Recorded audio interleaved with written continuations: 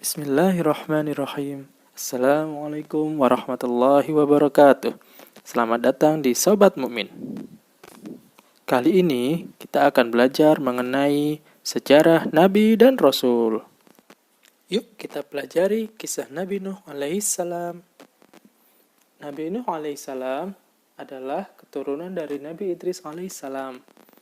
Beliau alaihissalam adalah Rasul pertama kali yang diutus oleh Allah Subhanahu wa Ta'ala ke dunia ini.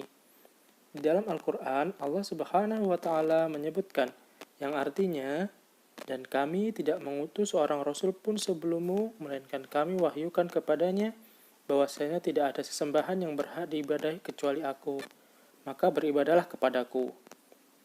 Nabi Nuh alaihissalam diutus dengan membawa syariat Allah Subhanahu wa Ta'ala yang sebelumnya belum pernah ada, yaitu mengajak umat manusia untuk beribadah kepada Allah Subhanahu wa Ta'ala semata dan meninggalkan segala kemusyrikan. Nabi Nuh alaihissalam diutus di tengah-tengah kaumnya yang banyak berbuat kesyirikan. Mereka mengagungkan orang-orang solih yang hidup sebelum mereka dengan cara yang berlebihan. Bahkan mereka sampai membuat patung-patung dengan sosok orang-orang solih tersebut.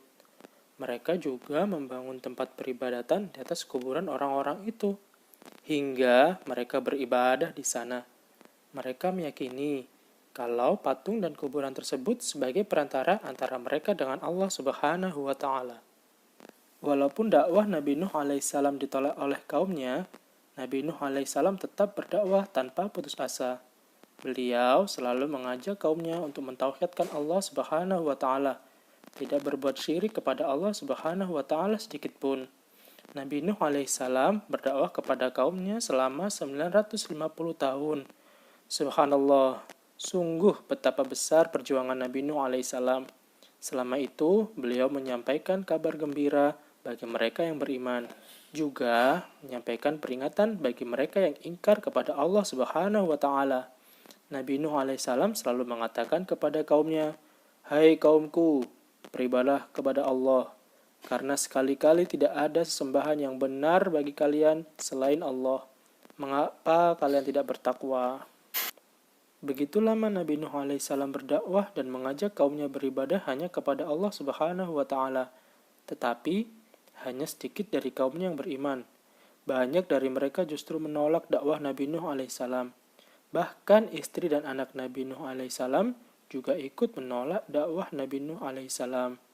Mereka malah menuduh Nabi Nuh alaihissalam sebagai orang bodoh. Bahkan mereka menuduh Nabi Nuh alaihissalam sebagai orang gila. Mereka memusuhi dakwah Nabi Nuh alaihissalam, mulai dari anak-anak kecil sampai orang dewasa. Kaum Nabi Nuh alaihissalam semakin banyak berbuat syirik dan semakin besar permusuhan mereka terhadap beliau. Nabi Nuh alaihissalam mengatakan, mereka tidaklah melahirkan penerus melainkan anak keturunan yang berbuat kemaksiatan dan kekufuran. Nabi Nuh alaihissalam juga berdoa kepada Allah Subhanahu wa Ta'ala, "Wahai Tuhanku, ampunilah aku dan kedua orang tuaku, dan orang yang masuk ke rumahku dalam keadaan beriman, laki-laki dan perempuan, dan janganlah Engkau tambahkan bagi orang-orang zalim itu melainkan kebinasaan." Kaum Nabi Nuh alaihissalam bukan hanya menghina dan menentang Nabi Nuh alaihissalam. Mereka juga menantang Nabi Nuh alaihissalam dengan mengatakan, "Datangkanlah kepada kami azab yang kamu ancamkan kepada kami, jika engkau termasuk orang-orang yang benar." Setelah itu, Allah Subhanahu wa Ta'ala memerintahkan Nabi Nuh alaihissalam untuk membuat perahu yang besar di sebuah gunung. Maka Nabi Nuh alaihissalam melaksanakan apa yang telah Allah Subhanahu wa Ta'ala perintahkan. Melihat keadaan itu, kaum Nabi Nuh alaihissalam pun semakin menghina beliau. Setiap kali ada yang melewati beliau, pasti dia mengejeknya. Nabi Nuh alaihissalam tidak diam begitu saja.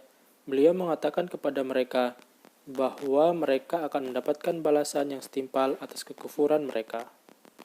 Perahu Nabi Nuh alaihissalam memiliki tinggi 30 hasta, kira-kira 15 meter. Perahu itu terdiri dari 3 lantai. Masing-masing lantai tingginya 10 hasta, atau kurang lebih 5 meter. Perahu itu memiliki pintu di bagian samping dan pintu di setiap lantai. Allah Subhanahu wa Ta'ala mengazab kaum Nabi Nuh alaihissalam dengan banjir yang sangat besar.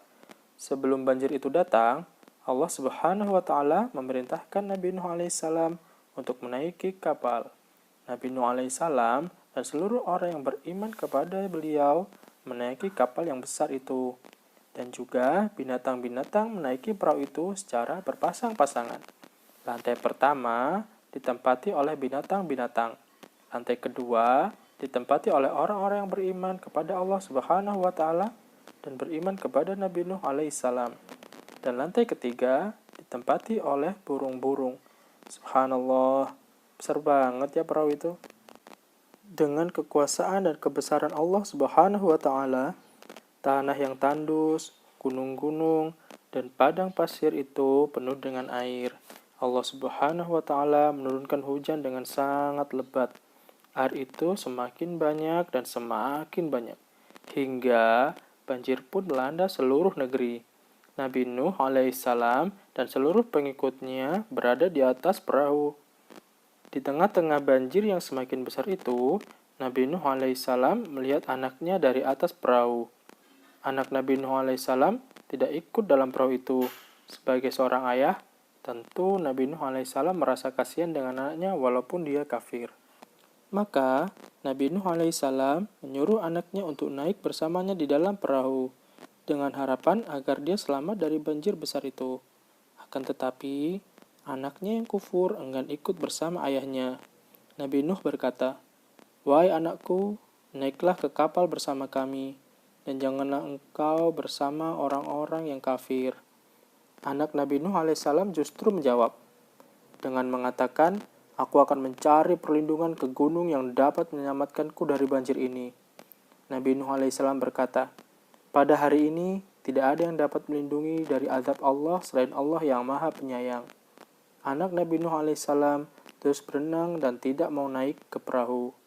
Padahal banjir itu semakin tinggi dan akhirnya anak Nabi Nuh alaihissalam ditenggelamkan oleh Allah Subhanahu wa Ta'ala bersama kaum Nabi Nuh alaihissalam lainnya yang kafir.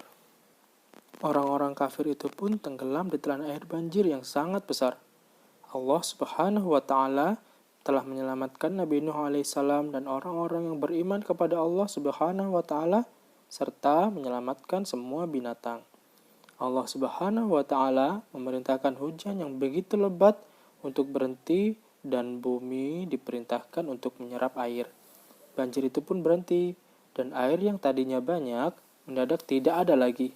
Artinya, perahu Nabi Nuh alaihissalam sudah mendarat kembali ke daratan dengan izin Allah. Sampai ketemu di episode selanjutnya. Barakallahu fiikum. Assalamualaikum warahmatullahi wabarakatuh.